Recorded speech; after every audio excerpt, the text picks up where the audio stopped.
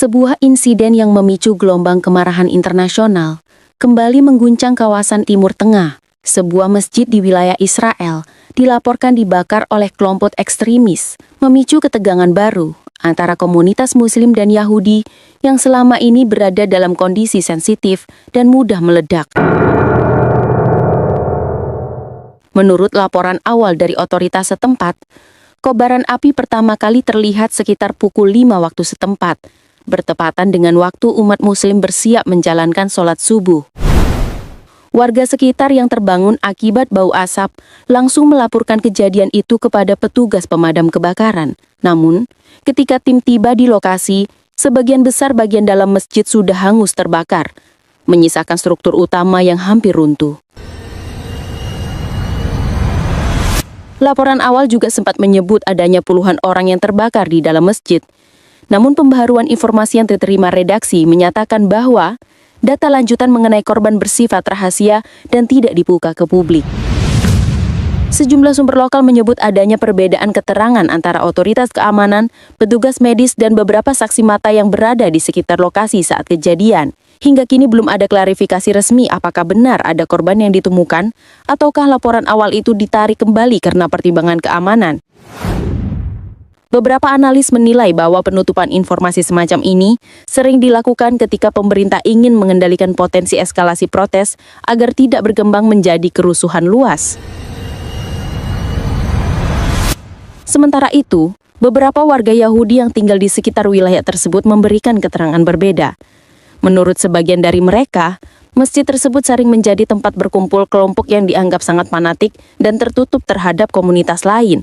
Beberapa warga bahkan menyebut bahwa di lingkungan itu terdapat ketegangan sosial yang sudah berlangsung lama, termasuk anggapan sebagian kelompok yang menghindari interaksi dengan penganut keyakinan lain. Sejauh ini, belum ada bukti langsung yang menghubungkan dugaan ketegangan sosial tersebut dengan aksi pembakaran. Namun sejumlah pengamat menyebut bahwa ketidakpercayaan antar komunitas dapat menjadi faktor pemicu yang memperbesar kebencian dan memudahkan aksi provokatif untuk terjadi. Pihak kepolisian Israel tetap menyatakan bahwa insiden ini sangat mungkin merupakan aksi kriminal yang disengaja, terlebih setelah ditemukannya coretan ekstremis yang identik dengan kelompok garis keras price tag pada beberapa bagian dinding masjid yang selamat dari api. Sejumlah pejabat Israel mengecam keras tindakan tersebut, sementara komunitas Muslim menyampaikan kemarahan dan kekecewaan mendalam. Protes spontan mulai bermunculan di beberapa kota Arab Israel, dan lembaga HAM internasional mendesak Israel rilis data lengkap terkait korban, serta memastikan penyelidikan dilakukan secara transparan. Hingga berita ini diturunkan, masjid tersebut dinyatakan rusak berat dan tidak dapat difungsikan. Area sekitar dijaga ketat oleh pasukan keamanan untuk mencegah ketegangan lanjutan. Peristiwa pembakaran masjid ini kini menjadi sorotan global dan menempatkan Israel kembali di tengah pusaran kritik internasional. Dalam beberapa jam setelah laporan ini menyebar, berbagai negara dan organisasi dunia mulai mengeluarkan pernyataan resmi, menuntut penyelidikan menyeluruh dan transparan.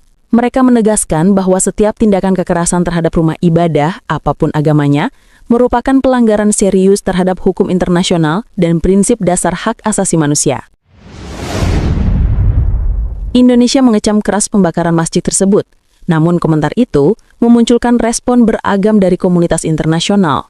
Beberapa pengamat global menilai bahwa sikap keras Indonesia dalam kasus ini seolah menempatkan dirinya pada posisi moral yang benar. Padahal dunia juga tidak jarang menyoroti berbagai persoalan ketidakadilan terhadap kelompok minoritas di dalam negeri. Kontras inilah yang kemudian memunculkan pertanyaan di kalangan pengamat.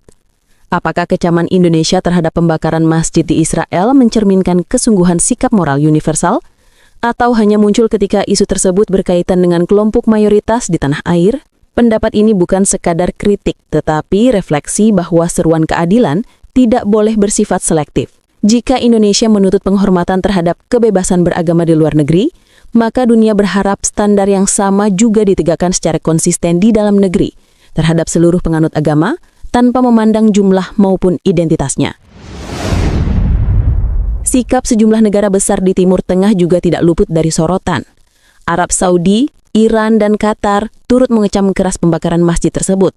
Namun kecaman itu juga memancing kritik dari komunitas internasional yang mempertanyakan konsistensi moral dan rekam jejak mereka dalam isu kebebasan beragama maupun perlindungan minoritas. Arab Saudi mengecam insiden tersebut sebagai tindakan biadab yang menghina kesucian rumah ibadah.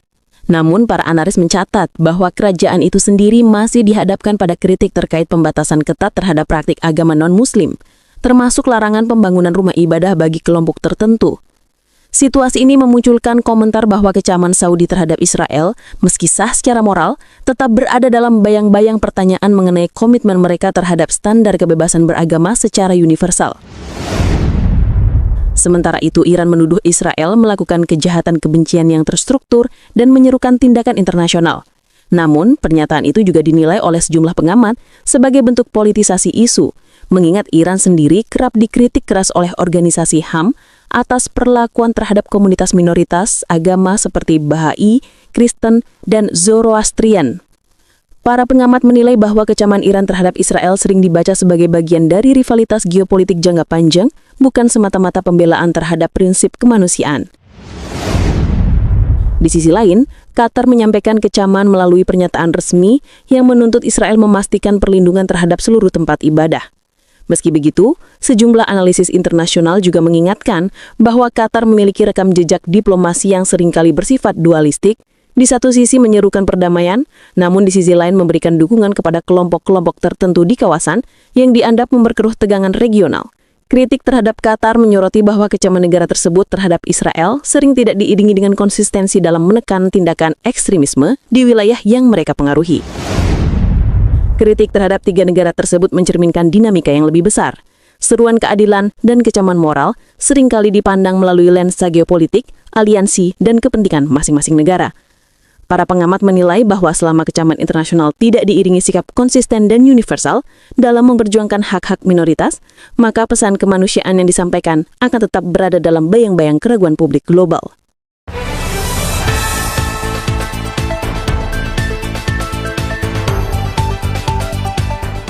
Dunia sedang melihat banyak bangunan runtuh, banyak tempat suci yang terbakar, banyak lokasi yang dianggap sakral berubah menjadi puing-puing. Banyak orang bertanya-tanya, di mana Tuhan?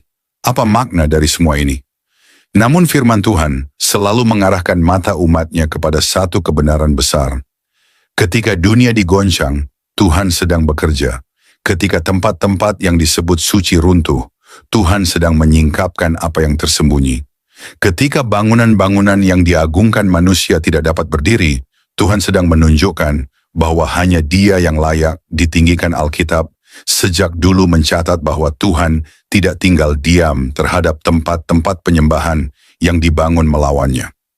Bukan manusia yang berhak menghakimi, tetapi Tuhan sendiri yang melakukan penghakiman itu. Firman Tuhan dalam Ulangan 12 ayat 3. Kamu harus merobohkan mezbah-mezbah mereka, memecahkan tugu-tugu berhala mereka, membakar tiang-tiang berhala mereka.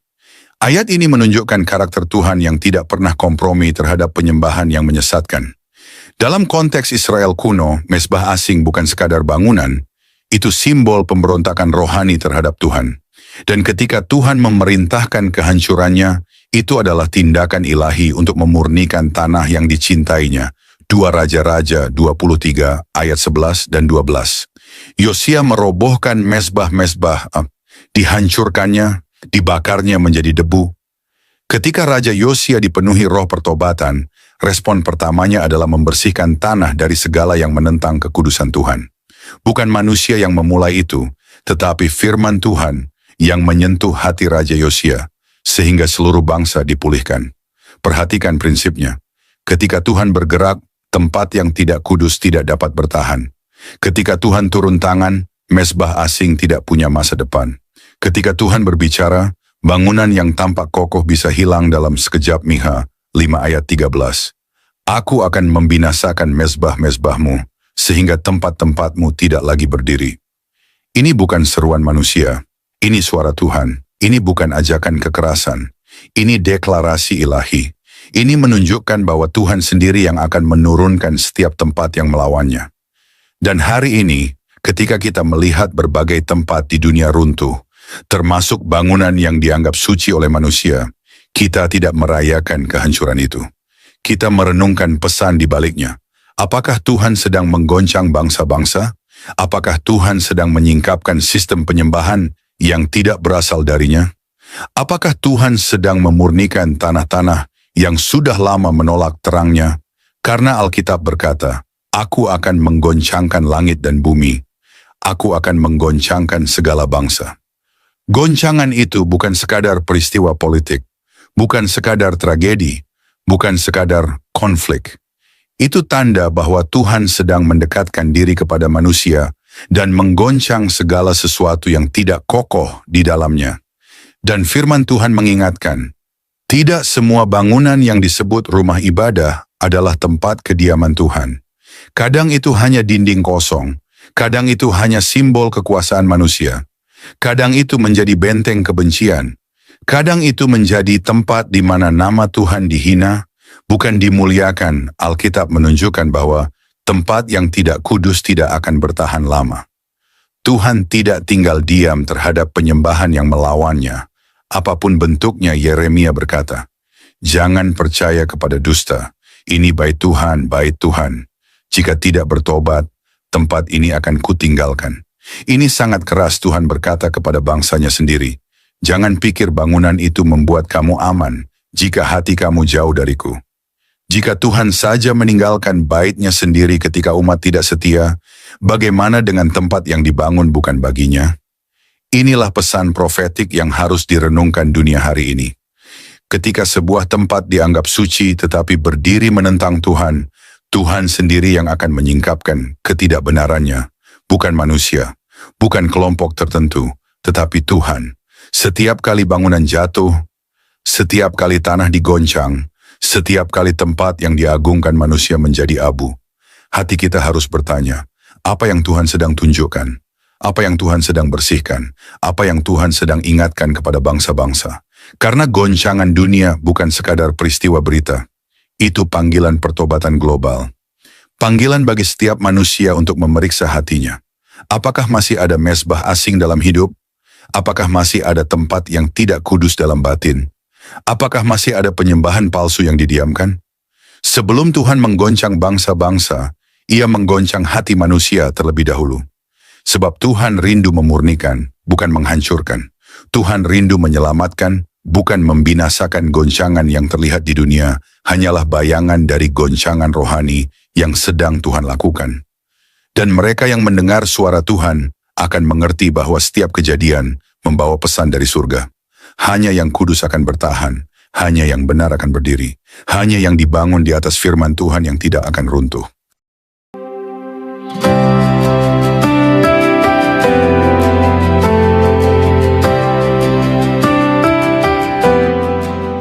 Saudara-saudari terkasih dalam Kristus, terima kasih sudah mendengarkan renungan firman Tuhan sore ini.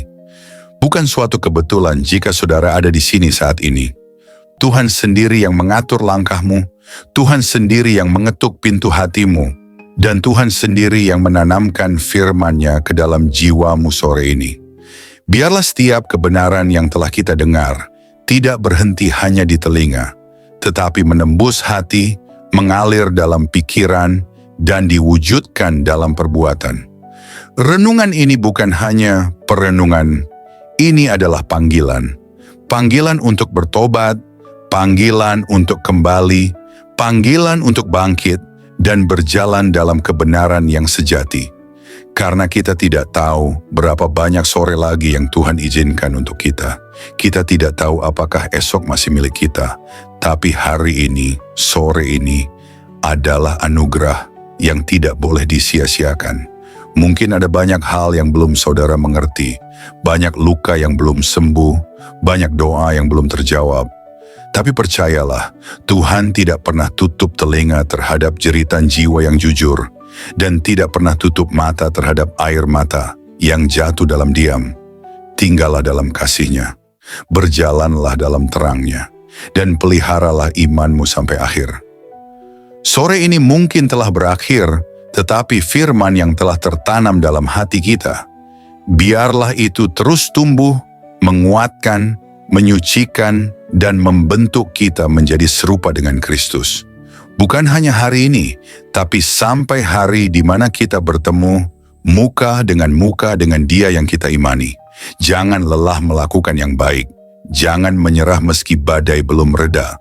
Tetaplah percaya bahwa Tuhan tidak pernah melepaskan tangannya dari orang-orang yang berharap kepadanya. Sampai jumpa di renungan firman Tuhan berikutnya. Tetap setia, tetap menyala dalam kasih, dan tetap berjalan bersama Sang Gembala Agung, Yesus Kristus yang hidup dan akan datang kembali. Tuhan Yesus memberkati saudara semua. Mari kita berdoa. Terima kasih Tuhan Yesus. Terima kasih untuk sore yang penuh anugerah ini. Untuk setiap napas yang masih Kau izinkan berhembus dalam tubuh kami. Untuk setiap detik yang Engkau beri, agar kami bisa duduk diam di hadapan-Mu, mendengarkan suara-Mu melalui firman yang hidup, yang menusuk hati, yang mengguncang jiwa, namun juga mengobati luka dan mengangkat kami dari kejatuhan. Tuhan Yesus, sore ini kami datang bukan hanya membawa telinga kami, tapi membawa seluruh keberadaan kami ke hadapan tahta kasih-Mu. Kami datang dengan hati yang kadang kotor, pikiran yang sering goyah, dan semangat yang mulai padam. Tapi firman-Mu sore ini membangkitkan kami kembali.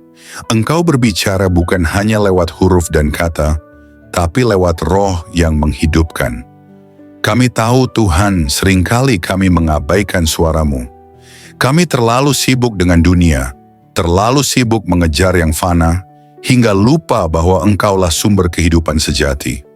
Namun hari ini kami diingatkan lagi bahwa tak ada satu pun dalam dunia ini yang lebih berharga dari hadirat-Mu. Engkaulah mutiara yang mahal, harta terpendam yang layak kami tinggalkan segalanya demi mendapatkannya. Ajari kami untuk mencintai-Mu lebih dari segala yang kami miliki. Terima kasih karena firman-Mu menegur kami, bukan untuk menghancurkan, tetapi untuk membentuk. Karena Engkau tidak membiarkan kami larut dalam jalan yang salah, namun menuntun kami kembali ke jalan yang sempit, jalan salib, jalan pengorbanan, jalan kebenaran. Tuhan Yesus, sore ini kami mengangkat tangan dan hati kami kepadamu. Segala yang telah kami dengar, biarlah tidak hanya tinggal dalam pikiran, tanamkan itu dalam hati kami yang paling dalam. Ubah kami mulai dari dalam, jadikan kami pelaku firman, bukan hanya pendengar setia. Berikan kami hati yang lembut, hati yang sanggup menerima koreksi, dan tidak lari dari cahaya-Mu saat dosa kami disingkapkan. Ajari kami mencintai kebenaran, meski kebenaran itu menyakitkan. Ajari kami berjalan dalam kasih, meski dunia membalas dengan kebencian. Tuhan, jadikan kami terang di tengah kegelapan, garam di tengah kebusukan dunia ini. Dan ketika nanti malam datang, dan kesunyian menggantikan keramaian, biarlah firman-Mu terus bergema dalam hati kami. Biarlah suara-Mu lebih nyaring dari hiruk-pikuk dunia. Dan ketika kami tidur malam nanti, biarlah kami tidur dalam pelukan kasih-Mu.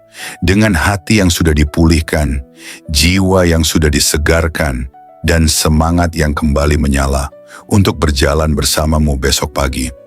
Tuhan, kami tahu hari-hari ini tidak mudah. Kami hidup di zaman yang gelap, di zaman di mana kebenaran dikompromikan, iman diperjualbelikan, dan kasih menjadi dingin. Tapi kami mohon, jangan biarkan hati kami menjadi seperti dunia.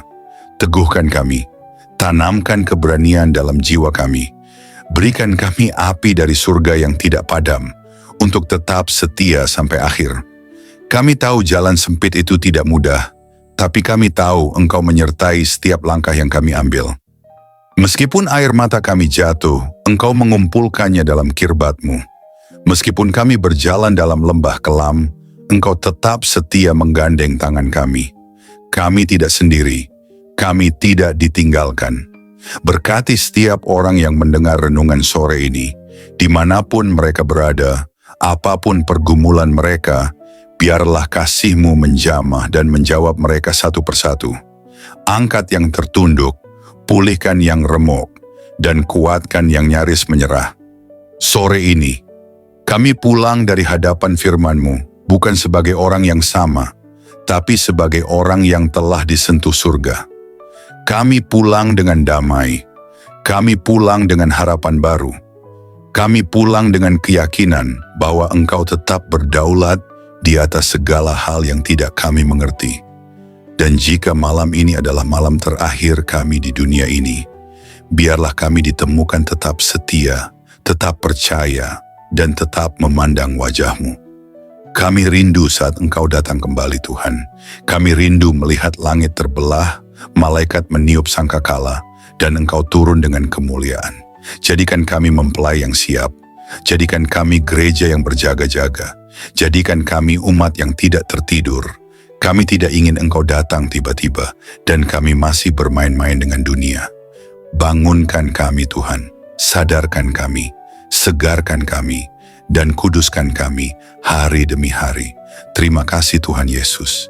Segala pujian hanya bagi-Mu, segala kemuliaan hanya bagi nama-Mu, dan segala hidup kami hanya bagi kehendak-Mu.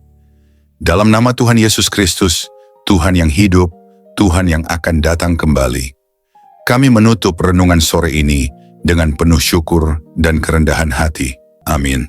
Mari kita berdoa. Bapa kami. Bapa kami yang di sorga, dikuduskanlah nama-Mu. Datanglah kerajaan-Mu, jadilah kehendak-Mu di bumi seperti di sorga. Berikanlah kami pada hari ini makanan kami yang secukupnya. Dan ampunilah kami akan kesalahan kami, seperti kami juga mengampuni orang yang bersalah kepada kami. Dan janganlah membawa kami ke dalam pencobaan, tetapi lepaskanlah kami daripada yang jahat. Karena Engkaulah yang mempunyai kerajaan dan kuasa dan kemuliaan sampai selama-lamanya. Amin.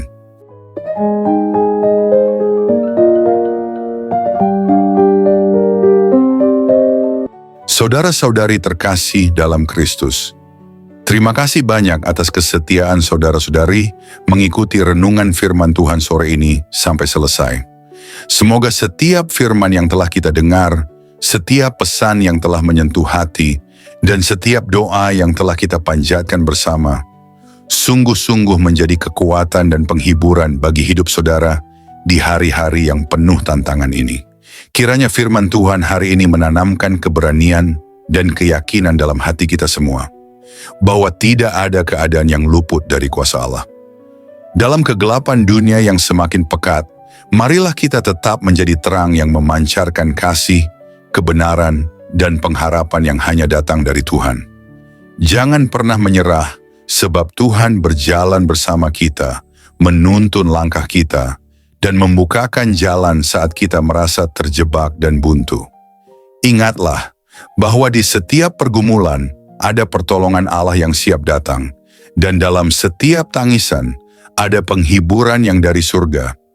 Kami mengajak saudara-saudari untuk terus membagikan berkat ini kepada orang-orang yang membutuhkan. Jangan ragu untuk like, subscribe, komen, dan bagikan renungan ini.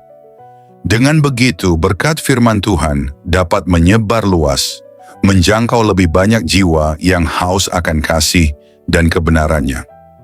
Teruslah teguh dan kuat dalam iman, jadilah saksi hidup yang membawa damai dan sukacita dari Kristus dimanapun saudara berada. Jangan lupa untuk tetap membuka hati dan pikiran dalam setiap renungan berikutnya, karena Tuhan masih punya banyak firman yang luar biasa untuk diberikan kepada kita.